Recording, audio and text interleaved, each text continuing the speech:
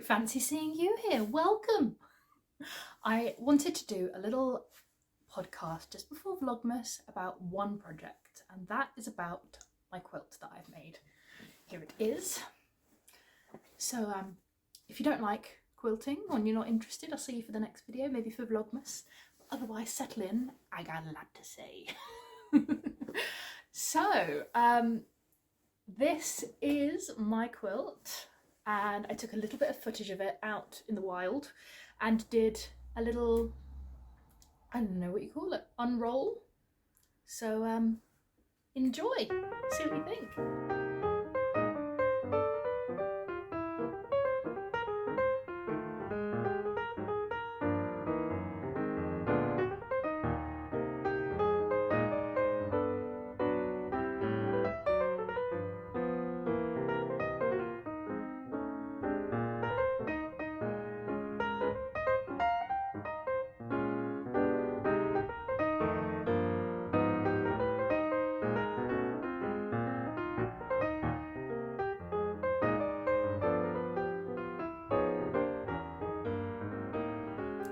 I love this quilt. It turned out so beautifully, but I kind of didn't really have, let's just wear it. I kind of didn't really have a plan. I bought some fat quarters of Liberty and I love them. They are really sweet. All of them are beautiful. All of them beautiful.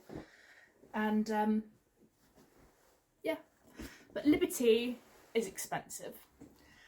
And I made the hexagons. All of the shapes are the same. They're all hexagons. Every single shape that I've used is a hexagon. Even on the edges, I've used full-size hexagons and then just cut them down. Each of these, and just kind of done binding on the edge. And one edge has half, but it's the same. I've all used the same. They are 1 1/4 inch hexagons, which I think is the ideal size. Yeah, not too big, not too small, just perfect, I think. And of course, the 1 1/4 inch measurement is along one edge, not along the middle. It's one edge. I bought the paper hexagons online. There you go. They were already cut, so that took out so much of any of the annoyance for me, which I really liked. I think with projects, if there is a part you can cheat on or cut corners on, why not do it? If that's the part that you don't actually enjoy doing, then why waste your time doing that when you could be doing the stage that you do like? I mean, I know sometimes you can't help it, but if we can. So I bought those. Perfect, they came. There wasn't that many that I bought. I thought I wouldn't need that many, but turned out you need a lot of them. But I reused, and I just started making the middle hexie, the Liberty with the off-white in the middle. I really enjoyed making those, and I loved that you kept picking up, each time I did a different one, I'd pick up a different fabric. So that was a lot of fun. And then in order to kind of keep costs lower, I went with plain for the rest, because the Liberty was the most expensive, and then I could go with unbranded for the rest. Looking at it now, I suppose I could have done it the opposite way round, but that would have been more of an investment in buying more Liberty. And I think it does work as it is, but you could obviously invert them and do the Liberty as the outer and the colour as the inner. I think that would also look really beautiful. So all I had was my Liberty pieces. I then had to scroll through online on a website. I use the Crafty Mastermind quite often. And I just bought colours I liked. I was going for quite almost 1950s bright pops of colour that would be good for children's, for a children's quilt. This is my daughter's quilt. She's now 19 months, I think, this week. so 1.5. And at some point in the process, I decided not to make this for myself, but to make it for her. I'm pretty sure I had already started the quilt when I then decided to do it for her. I didn't really have in mind, I don't think, who it was for. At least when I bought the fabric, I didn't have that in mind. By the time I was shopping for these outer colours, I wanted to do it for a baby that I may have. I wasn't pregnant at the time, so I just wanted neither super girly nor super masculine. Not that colour, not that I think that about colours, but you know what I mean. I wanted something that was really fun and gender neutral. So I just picked out all these bold colours and I'm really happy with them. I bought a few too many colours, one of which was this coral, and it didn't quite fit as one of the flower colours, but I thought it was just perfect for the filler, and so I bought some more of that. I didn't buy enough, and I always do this whenever I'm quilting. I always don't buy enough of the sashing. It's a huge mistake, because on the last quilt I made, it was an off-white, and you think, oh, off-white, that's going to be easy to find. It was not, and I can see on the quilt, no one else can see, but I can see which fabrics are different, and that does slightly annoy me. It doesn't annoy me looking at it on the bed, but if I was to think about it, it would annoy me. Luckily, I think I bought this 3 times. I mean, could you imagine if they'd have gone out of stock and I couldn't find it or something? I would have ended up having to buy it maybe from abroad, and then it would have been on a different roll, could have been slightly different colour, or I would have been paying loads in the shipping and the tax, because I don't think this was a British, I think this was from an American company, but it just happens to be sold in a shop that anyway. So again, I really enjoyed doing the colour. When it then came to doing the white, of course, I really had no idea what I was doing. I knew about this, and then I just decided on that, and then I thought, do I sash it with the white, or how do I keep going? I just kind of made every decision just on the fly, not thinking about it, just randomly. Doing the white was very, very not fun. But I did it. I did like that I was picking up a different one each time, and so I was stitching the white to a different colour, and I could admire my work as I went. I did really, really enjoy that. But it was laborious. And then it was laborious again, doing all the coral. And the coral, so lots of these grandmother's flower garden quilts, that's what this block would be called, with these hexagon flowers, and they would have, where you've got these two, you'd have another one of these in the middle, like brickwork, where you've got the next layer would be like offset into the middle, and I didn't want to do that because I wanted the edges to be in line. I didn't want to have to cut halfway. If I had put one of these in the middle, I'd have to cut it in half, and I didn't want to do that. So I did it as a grid instead, where I've ended up having to make little, you know, you've got the sashing which goes around, and then you've got kind of a gap here which is then filled, and I could have filled it with something from these blocks with either a little white or a little flower. I went with plain, and I think it worked out really well. Really, really, really, really well. I'm happy with it. But making those plain ones, there was 2 different shapes I had to make. I think there was I think there was. I literally don't know what I'm talking about, to be honest. Oh yeah, because the corner part and the edge part is a different shape than the middle parts. So yeah, I'm pretty sure at one point I made too many of one, and I had to like rip a bit out and go back in. Change the shape slightly. Yeah, so the time saving things, definitely I buy the ready cut. I just think if you don't enjoy the precise cutting and all that, no, it's not for me. Buy the paper hexagons or whatever paper shapes you're using. And they're the right weight as well. They're really nice, heavy weight paper. Those worked well. And I used the same paper sometimes 5 or 6 times, and they last really well. Unless you've got some kind of die cutter where you can buy your hexagon shape and like you roll it through this machine. I don't have one. I've seen that some people do, and then you can buy all sorts of shapes and make your own. I suppose that would save you. That would save you some money, but I bet the machine is not cheap. So if you're going to do a lot of English paper piecing, that might be worth the investment.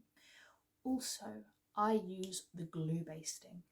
I use that lovely little glue pen. So easy to use. The little canister refills, I think they were blue or purple. I think I had 2 different brands.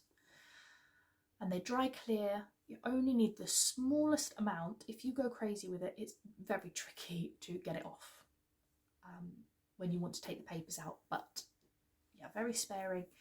And again, that just really saved me time. I've tried thread basting and I did not enjoy it. The part that I enjoy is stitching the hexagons together. So yeah, all those little shortcuts to get me to my hand stitching, and that was my favourite. Well, my favourite part's actually the bind. I just love how it goes from this scraggly edge to this perfectly finished edge. Oh, beautiful. But yeah, the sewing. And I like to keep everything in little tins or little bags, so it's aesthetically pleasing to me, because I'm ridiculous. And yeah, it was a travel friendly project. While I was working, I remember I'd take in my bag and I could easily do one of the smaller ones. By the time it got to the white, I wouldn't take it out anymore. So I could do the smaller florals and I could add the colour. And then I just felt that because it's got paper in it, it's, when you're stitching it, you still cut the paper. It was quite stiff. And so having something like this wide, about this wide, it's a bit much in a train carriage. Like, those seats are narrow and I'm not a narrow person, so I already fill my seat. So I feel like trying to brace myself to work on this bigger project would be a little bit unfair to the other person sat next to me. But yeah, what else do I want to say about this? In hindsight, I probably should have planned it out. Every stage, ordered all my fabrics, got it all planned and organised in advance. But that's just not how it worked out for this quilt. And when I laid them all out, I had them all done and I laid them all out as a grid how I wanted them, which took way too long. I discovered that the orientation that I wanted was, I think, 4x4. 1, 2...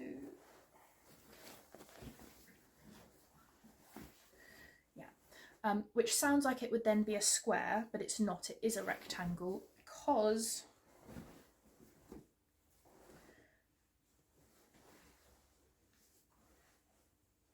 oh, I don't know how to describe it.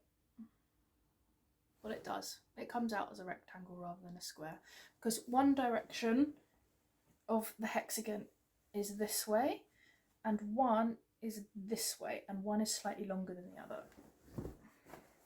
I don't know which way is longer. I think that distance... Oh, now I'm confused. Whatever. I thought it would be a square, but it's not a square. It's definitely not definitely not a square. Which works well for a bit.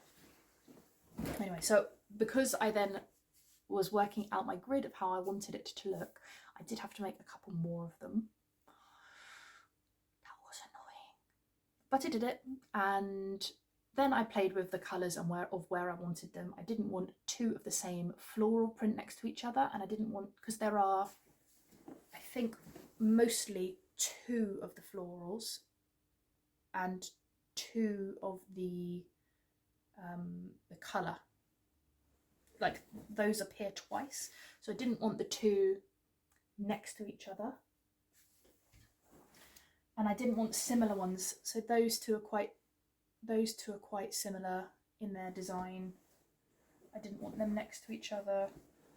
So I spent way too long just looking at them all. Thought they did come up twice.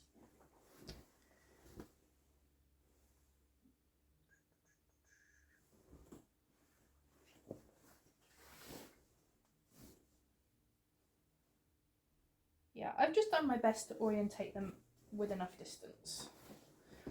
And the same floral, like those two are the same floral, I've made sure that they have a different colour outer.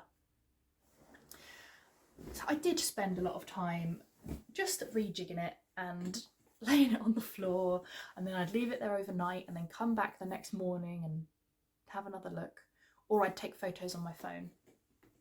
Either way. Gosh, that cat is staring at me. She loves a blanket. Okay. She's desperate, but she knows something is going awry with this podcast. Come on. Yes, she's a good girl. She's a good girl. Say hello to the podcast. Oh, she's a very angry kitty today. I didn't play with you enough, did I? I'm sorry. Go on, off you go. Yeah, so in hindsight, yes, I should have planned it in advance. Next time I will do that. Maybe. I don't think I've planned any quilt I've ever done. I think I've just gone for it. I love making quilts. Since I finished this, I don't have one on the go, and I feel a little bit like itchy to start one. They take me years. They're projects which I don't rush. I enjoy the process of doing a block here and there, and I don't feel any urgency until all of the blocks are done and the sashing needs to be done. Then that's when I start feeling a bit of pressure to kind of get it together.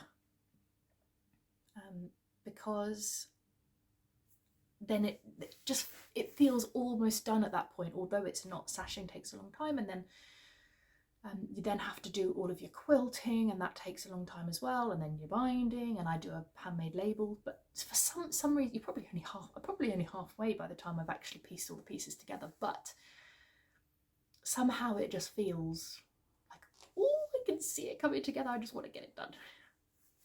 So I do feel like I want to get another one on the go.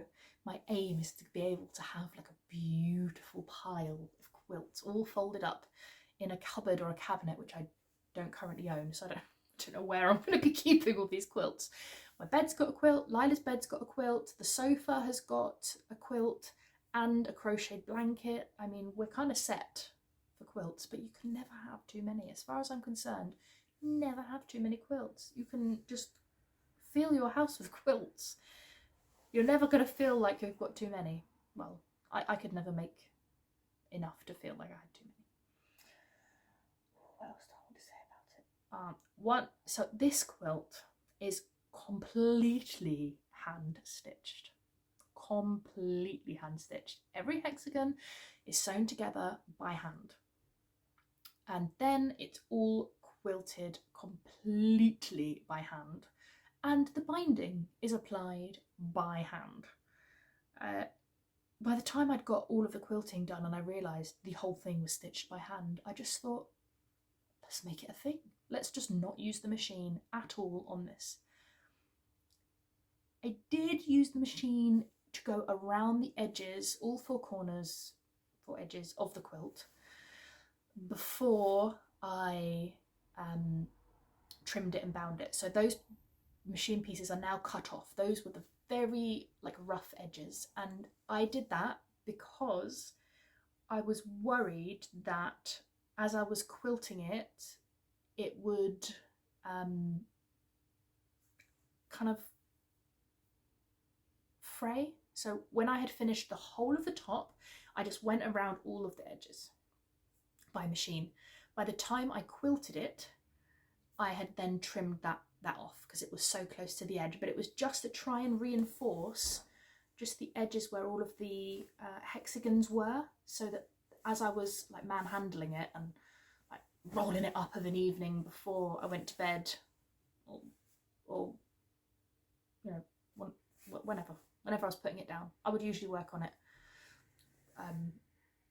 just whenever I had my free time, and I work quite late into the evening when I do my projects, and then I'm tired and I don't put them away properly. I just kind of scrunch them up.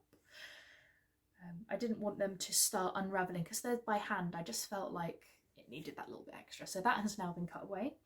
And I did also, when I made these strips of binding, I stitched the strips together by machine accidentally.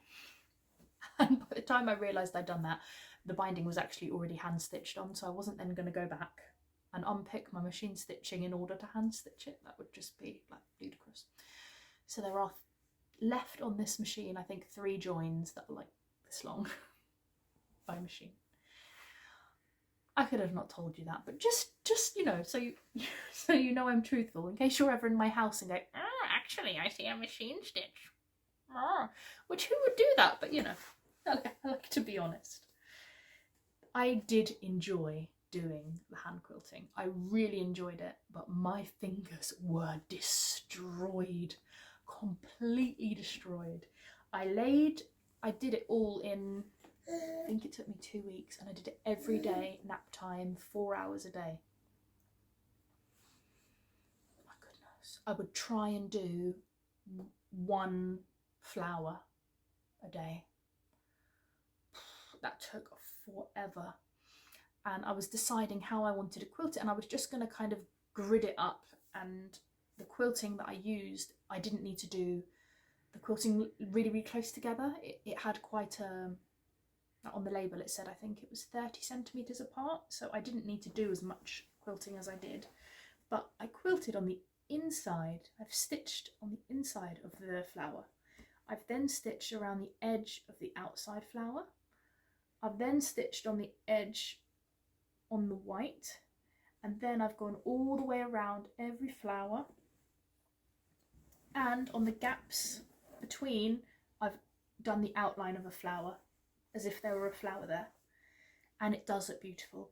To be honest, it would look beautiful if every single layer had quilting on either end, but it took me so long that I just could not justify doing that. I'd already decided to do quite a small amount of quilting, and then I decided to do a little bit more and a little bit more and a little bit more, and in the end I just had to call it a day and say that is good enough. Like, it's beautiful as is. Okay, yes, maybe it would be even more spectacular with all of that quilting, but I just had other projects I wanted to get onto, and spending 2 weeks on quilting by hand already felt like a huge investment of time and my effort. So I'm happy with it. It looks beautiful. The quilting that I used is a bamboo. The reason I went with bamboo is because the last quilt I made had a lot of this off-white colour, and when you put this top on your quilting, the quilting is quite yellow, and I could see my seam allowances on the inside that gave a border to each white piece, and although it's fine, I felt that was a slight flaw in the last quilt that I made. So I specifically was looking for a quilt wadding, or batting, whatever you call it, that was whiter, not bright white, I wasn't specifically looking for, but whiter, and the bamboo really did hit the mark on that. I was very happy. It was quite, I think it was at a similar price to the cotton. I don't think it was more expensive.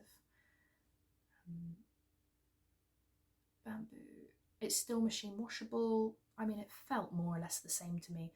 I've never used any silk or wool battings. I've used cotton and now bamboo. I think the silk and the wool are on the higher price range. But it was just my local craft shop that sells fabrics and all other different crafts, and they happen to have some. They had lots of different types of waddings, some of which I don't think were actually for quilting because they were very thick and bouncy. And this was quite thin. It did have a little bit of bounce to it, but it was quite a sturdy feel if you gave it a squish. And it's made a really lightweight quilt. All of my quilts are actually quite lightweight. I don't have any that are really very spongy, but I've always just gone in to buy the quilt batting and whichever one I kind of like the feel of. But this one was specifically, I was looking for colour, and it has made a big difference that you can't see the seam allowances hardly at all. No, not at all. So that was a good buy. Also, I basted the layers together, the top layer, the middle layer, and the back layer, using the spray, the adhesive spray. I love the adhesive spray. I don't like when everything moves. When you are stitching your layers together to do that quilting, you've got your sandwich, you've got your bottom, you've got your middle, and you've got your topping, and they're all together. And whether you do it by hand or by machine, because I've done both, as you are stitching, those layers are kind of wiggling about a little bit. And traditionally people seem to use safety pins, and I've got loads of these curved edge ones which go in really nicely. But you just get a little bit of this shifting. Plus you've got loads of metal safety pins all over it, and I kind of catch things. I'm a bit clumsy, so I will catch things on them. The spray, although you do have to take a little bit more time to do it, I made sure that my daughter wasn't in the house. She was a baby at the time when I did it. Jason took her out. I had the windows open. It was good weather. It was a warm day. I put pattern cutting paper on all of my carpet. I had already stitched my backing piece together because for it to fit I needed 2 pieces joined in the middle. So I did that, and I pressed it, laid it flat, and then I did my wadding. I ironed my wadding actually, laid it flat on top, and then I kind of rolled the wadding back, did a bit of spraying and rolled it over, and smoothed and smoothed and smoothed. It did take a little bit of time, but starting with that bottom layer, putting in the middle wadding, and then I finished putting the top on, and each layer I had cut smaller. So my bottom was the largest, and then I put in my wadding, which was a little bit smaller, and then I put in my top that was a little bit smaller still. I think in one place I actually didn't have enough wadding, so I cut a slither off one end, and then wherever I was missing it I added it in, and I think I just hand whipped it on. The wadding, I butted it up against each other and then just went over it with a hand stitch, and that was fine. And then I stuck all the layers together, the backing and the top layer, I stuck them together, and I gave it such a good smooth, and then I ironed it. So it was already stuck together, and I ironed it, and I checked there was not one single pucker, and if there was, you could slightly peel it back and then smooth that crease away. It did take some time. It would have taken time even if I'd done the safety pins, and the safety pins you have to open the pin, put it in, close it, and be really careful to, without, I don't know if you don't want to use an aerosol spray. The smell maybe, well I didn't actually notice a smell on the one that I used.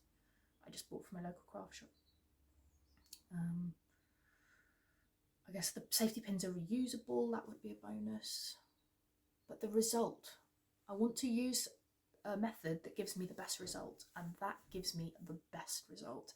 And I honestly, on my back, there is not, because when you're quilting you look at the front, so the back would be where there are tucks, and the whole thing is just perfectly smooth. There is not any problems at all. I know you can't see any of my quilting. It's a great shame. It's a great shame, but it's covered in little lines of, there's a bit there, there's a bit there, there's a bit there. I picked a non-Liberty fabric that I have made an apron from, which is this really sweet print, and I felt like it just drew the liberty out. And I've done a few quilts that have a white binding on the edge, and even though the rest of your quilt looks clean, somehow the edge of your binding can look, you know, as you're using your quilt, a little bit grubby, just a little bit gross and grubby. So the print means that you cannot see the grubbiness. Bonus!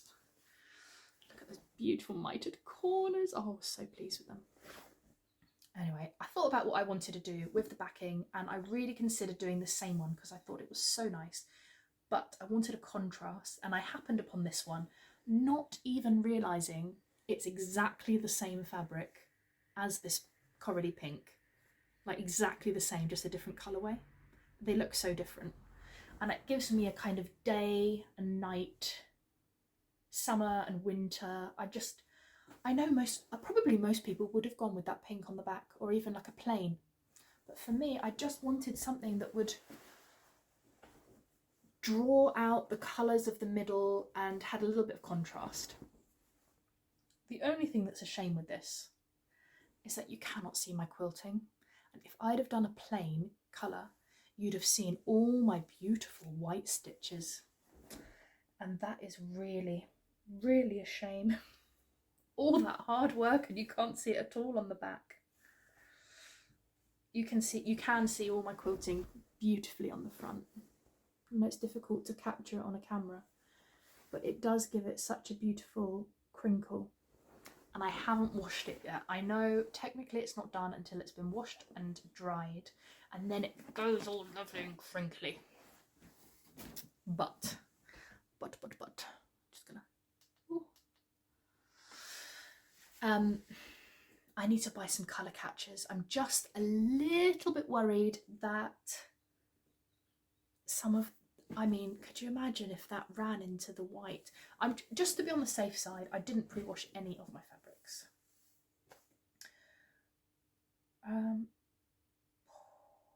Yeah, the things I like about making quilts.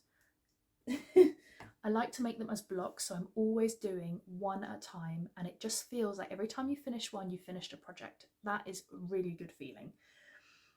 What else do I like about it? I really like that a quilt will always fit you, no matter what season of your life, no matter if you're healthy or unwell, no matter if you gain or lose weight. My clothes will not fit me if I gain or lose weight, and that is really irritating, but a quilt always will fit. And I just find that really reassuring somehow, and it's a cozy thing to make, and it looks beautiful whether it's on your bed, on the back of your sofa to protect, you know, a kind of sofa that you want to protect, or to cover a bit of a grotty sofa that you've had a bit too long and needs replacing. It just feels like it lifts a room, a quilt, and there's so many different designs. I could just make all of them. But this is a really, really classic, very easy quilt to make. It has taken me a long time to do it. And seeing as it took so long, and it was a massive, massive effort, I thought it deserved a very special label. It seems to be my thing now to do a proper label. So this has been named kind of like, I don't know. It's the Quilt of Contentment. Almost a bit of a Harry Potter reference, if you know what I mean. Or the Lord of the Rings. It's got that kind of elegant, old-fashioned feel. The Quilt of Contentment. I feel like I've given it a regal flair. And then it says, for my ladybird on your first birthday, with love always, Mama. And then on the edge I've got my name, Christina Catherine Snellgrove. And then I've got here Shrewsbury 2022. I wrote down a whole list of things that you can write on a quilt, and I wrote them down on different papers. and I cut myself a piece of paper of how big I wanted it to be, and then each of these pieces I cut out separately, and then I just glue tacked them on, and I moved them about however I wanted to, so that I ended up with this layout. And then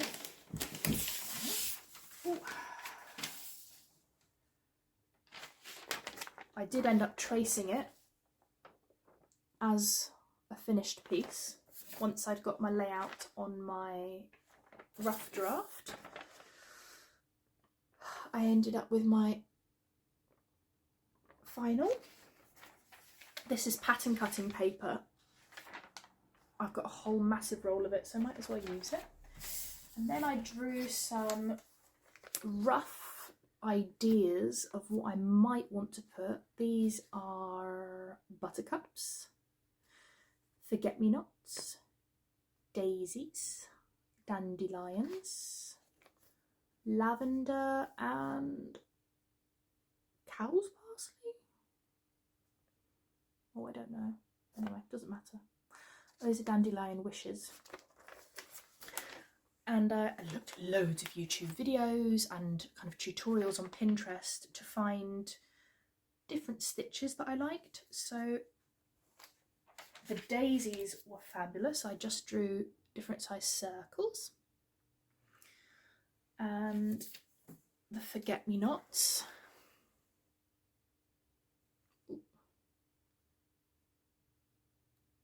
Sorry, too bright, isn't it? Anyway.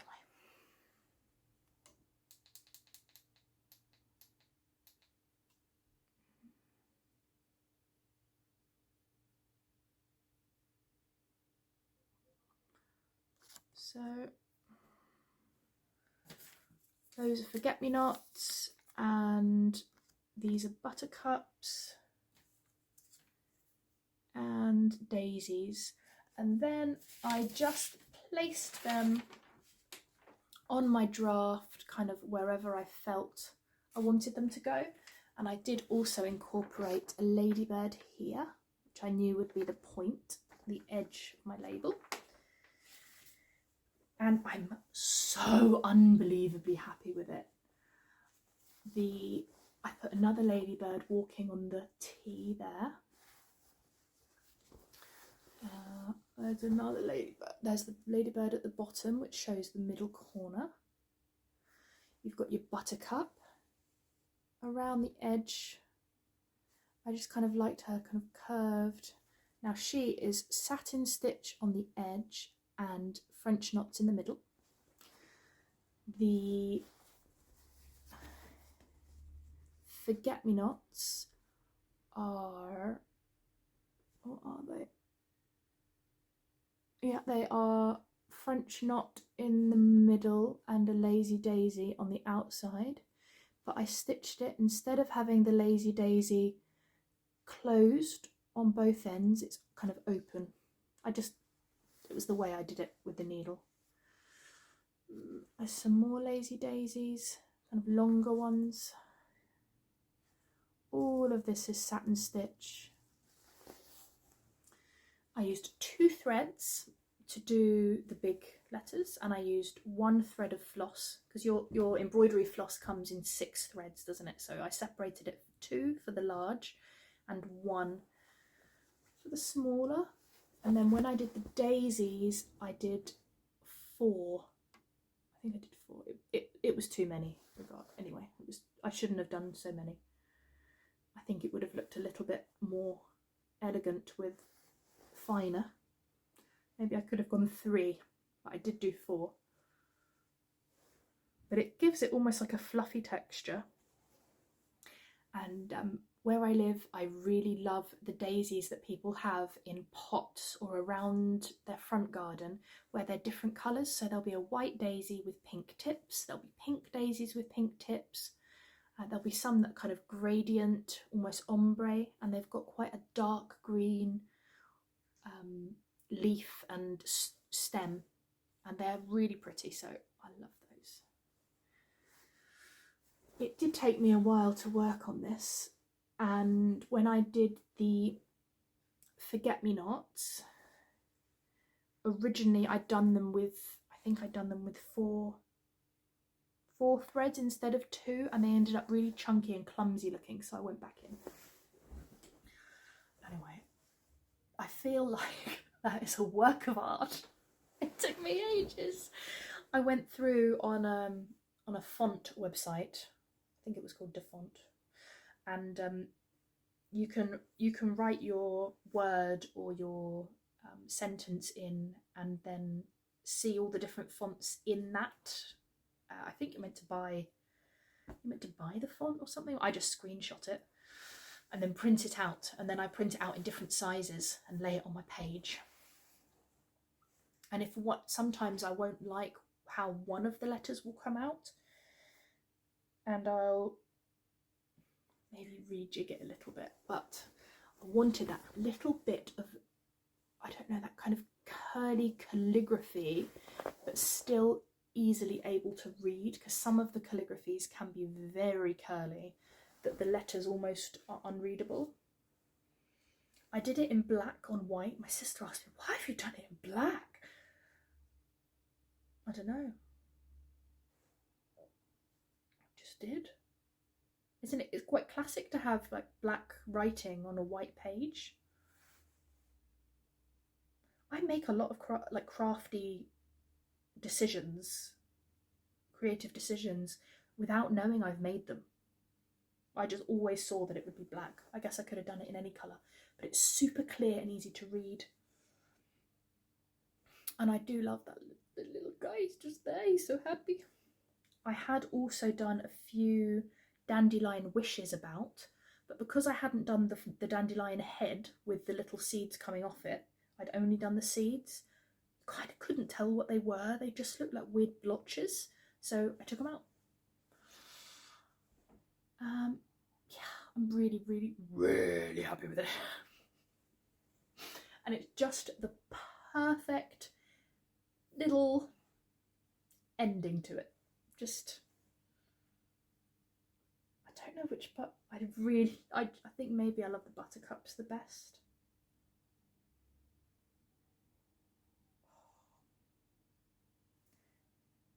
It was so worth doing.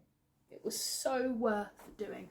I know that some people will use like a fabric pen on some fabric and just put it on, or I think you can print something. I've seen people have printers that will print onto fabric. Will you iron it on? I don't know. It was worth putting in that effort to do the hand stitching. I think it took me a week, and I just picked it up every time. I laid this flat after the whole thing had been quilted. Before I put the binding on, I laid this on and I just hand stitched I think I hand stitched all 4 edges. So it is, you can lift it, but it naturally wants to lie together. It doesn't want to bubble up. It does want to go with whatever's underneath. And it's just a plain white cotton, quilting cotton. It does have a bit of texture to it,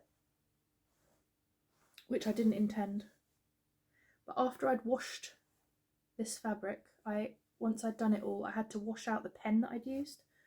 That was a water pen, and I know you can just spritzer it with a spray water bottle. I felt like I wanted to get the best out of my embroidery, so I soaked it and essentially blocked it. It came out nicely though. Every stitch really has evened out the way it would in knitting. So yeah, I probably should have written some notes and really structured this video, but that was never going to happen, was it? That was never going to happen. I really hope that you've enjoyed listening to me say a million times and hear about my quilt. Please do feel free to ask any questions down below of anything that I have missed out or anything you want clarification on. I know lots of people really loved this project, and that makes me happy because I loved it too. I loved making it. Even when I was doing the sashing and things, which I found really laborious, I was still loving it.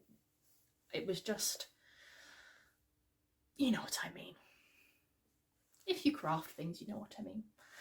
I am going to do Vlogmas. I've started today to go and buy a few little things for crafty projects. I've got a little kit. Oh, I'll show you a sneak peek. I bought this kit the other week, last month, to make these little gingerbread house decorations. How cute is that? I thought we could make that together. And I'm making a few Christmas gifts and baking and whatnot. So I'll bring you along for the journey. We will be quite home-based for Vlogmas. We won't be going out and about that much, I don't think. I will predominantly be filming something every nap time. So Lila usually naps for 4 hours every day from about 11:30, 12 until 3:34. So 3:30 to 4. I know, very lucky. And hopefully we can fit in some good crafting and you will enjoy watching. So I'm very happy to have seen you again. Sorry for the long absence. I wasn't in the best of health earlier in the year, but I'm feeling much more myself now and very positive and very festive. So see you soon, and good to see you. Have a good day. Bye now.